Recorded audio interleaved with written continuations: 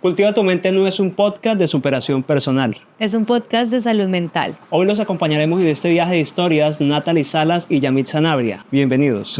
Esta es la historia de Natalie hoy de Pedro, un hombre de 55 años que duró trabajando en una empresa 28 años como contador. Sin embargo, hicieron un cambio en la gerencia y despidieron a varias personas, entre ellas a Pedro. Para él fue una situación muy difícil, pues aunque tenía ya una estabilidad económica, sus ahorros, él sentía que ya no era una persona útil para trabajar y se sentía muy mal en la casa sin hacer nada. Comenzó a tener problemas con su pareja, subió de peso porque comía demasiado y tenía pensamientos de menosprecio hacia él, generando en él sentimientos de tristeza y episodios de llanto. Creo que esa historia, Natalie, es la historia que le puede pasar o nos puede pasar en algún momento y cómo crear un proyecto para la vejez. Bueno, yo siento que es algo que sí, que nos puede pasar y que también a nuestros padres lo han vivido o lo viven, ¿no? Si están todavía con nosotros. Construir un proyecto para la vejez, pues viene con muchos cambios y con una aceptación, especialmente a lo que uno se ve enfrentado en esa etapa. En el caso de Pedro, laboralmente. Como pues uno siente, y voy a decirlo de esta manera, no me siento útil para unos escenarios. Puede que mis relaciones cambian, mi cuerpo ya no se siente igual, mis relaciones o amistades se han ido y no están.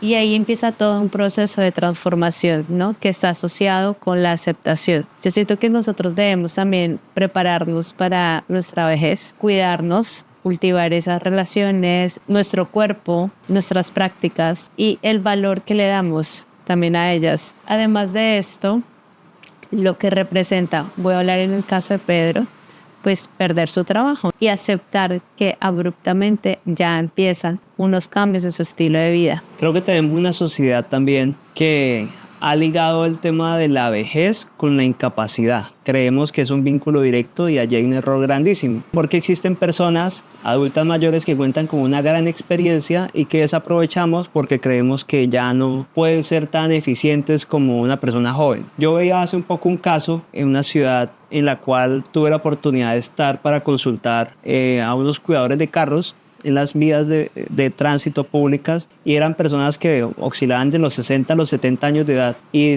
me pareció muy interesante ver que las tenían empleadas y que podían aún desarrollar sus actividades porque muchas de esas personas en múltiples ocasiones llegan a estas etapas de su vida sin una pensión o sin algo que les permita un sustento y deben salir a trabajar. Entonces yo considero que en ese proceso de entender que son personas valiosas aún para el sistema productivo laboral, también tenemos que empezar a entendernos como parte de esa relación, porque nosotros vamos para allá y cómo empezar a entenderlos en esos momentos que tal vez ya no creemos que son iguales. Y me hago entender, siempre está como el adagio de decir que cuando uno llega a viejo se vuelve un niño. Y esa relación de que vuelve un niño es porque empieza a adoptar otras características. En muchos casos, los que somos cuidadores de ellos, pues también tenemos que asumir una postura ya de cuidador y eso implica también empezarnos a entender, ¿no? Empezarnos a entender con el otro que tal vez ya está en una posición diferente, ya no de mi padre como tal, que era la autoridad de la casa, sino como un ser humano al igual que yo, que tiene emociones, que llora, que tiene sentimientos y demás, y que yo tengo que brindarle también una mano de apoyo y de respaldo. Creo que en ese proceso nos hace falta entender eso, ¿no?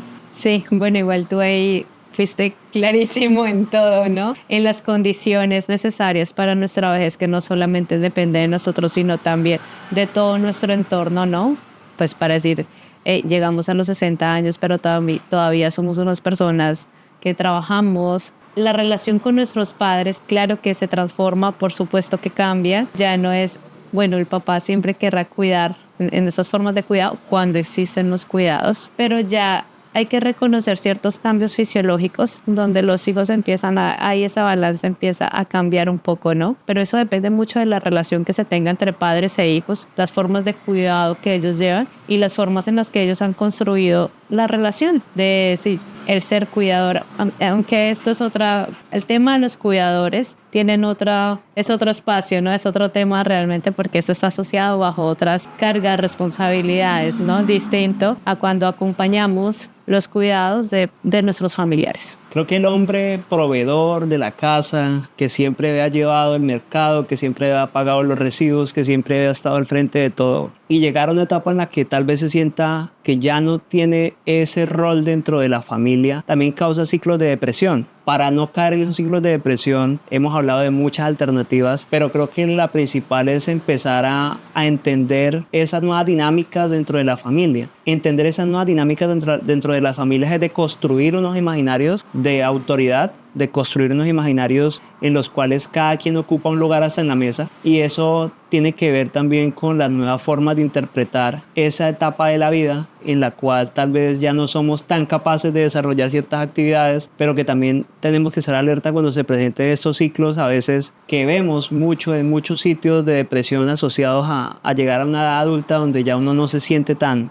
vigoroso como antes. Bueno, y hay algo ahí, Yamid, y es, por supuesto que hay un gran duelo que se construye, ¿no? En la vejez. En el caso de Pedro, no solo es un duelo laboral, ¿no? Sino que también es un duelo a un proyecto, ¿cierto? O un propósito de vida que él había construido y que venía desarrollando desde hace mucho tiempo, y que abruptamente le dicen, Pedro, ya no vas más. Sí, y regresa a su casa bajo unos imaginarios de ser el hombre proveedor de todos los recursos, y emocionalmente empieza a transitar una serie de emociones, sensaciones, duelo, negaciones, enojos, resistencias, pues tristezas, ¿no? Por supuesto, vacíos, soledades que necesita sentir frente a esta etapa, que es lo ideal y lo que venimos hablando, pues no permanecer en ellas. Como nosotros en la vejez podemos construir un propósito de vida, ¿no? Que nos dé sentido. En este caso quiero citar bien puntual a un terapeuta que admiro muchísimo, se llama Fred Martínez, y él nos dice que la forma de conectar y de construir este propósito con la vida está a través de personas, acciones, circunstancias y objetos que den valor a mi existencia en cualquier etapa. Entonces, una persona como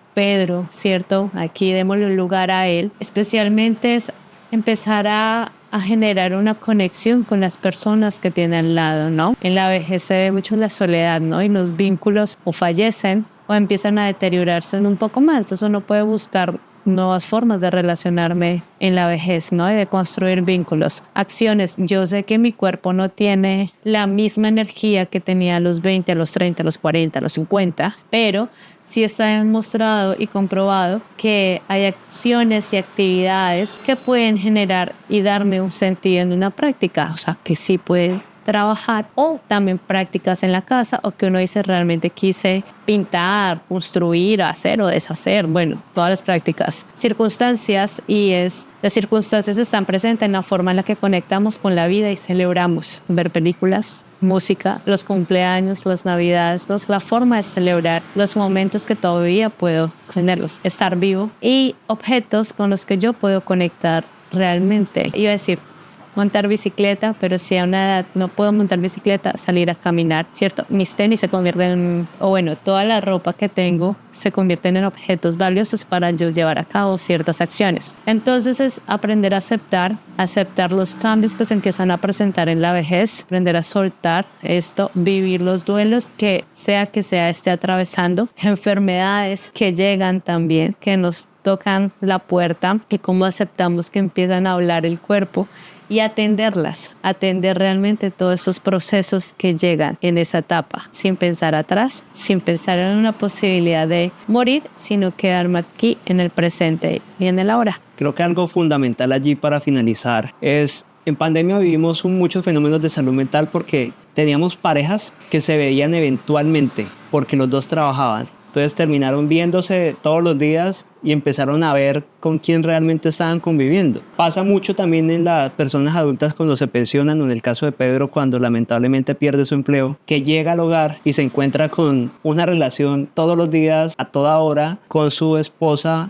o pareja, con la cual tal vez eventualmente en las noches se veían o al mediodía. Eso causa también un traumatismo que creo que sería chévere que lo evaluemos en un próximo capítulo, ya de esas formas de interactuar ya puntuales, de cómo me enfrento, me confronto con quien convivo, realmente una convivencia 24/7 y cómo podemos adaptarnos, por llamarlo de esa manera, o aceptar unas condiciones nuevas de esos entornos y volverlas favorables. Para finalizar, yo creo que los adultos mayores tienen que ser una herramienta fundamental en la sociedad, que digo herramienta porque su experiencia es clave en todas las profesiones que podamos desarrollar, y yo creo, Natalie, que es el momento de darles su lugar, no simplemente verlos como un problema social, que a veces es el concepto de política pública, es atención, simplemente mirar cómo los cuidamos, sino también, oiga, cómo contribuyen al desarrollo de la misma forma de vivir. Tienes razón, Yamil. Yo creo que el darle un lugar, ¿no? Y el sentido y el propósito que ellos tienen, brindarles las condiciones dignas, tú mismo lo dices y lo conoces en términos de políticas públicas que garanticen realmente la vida en la vejez.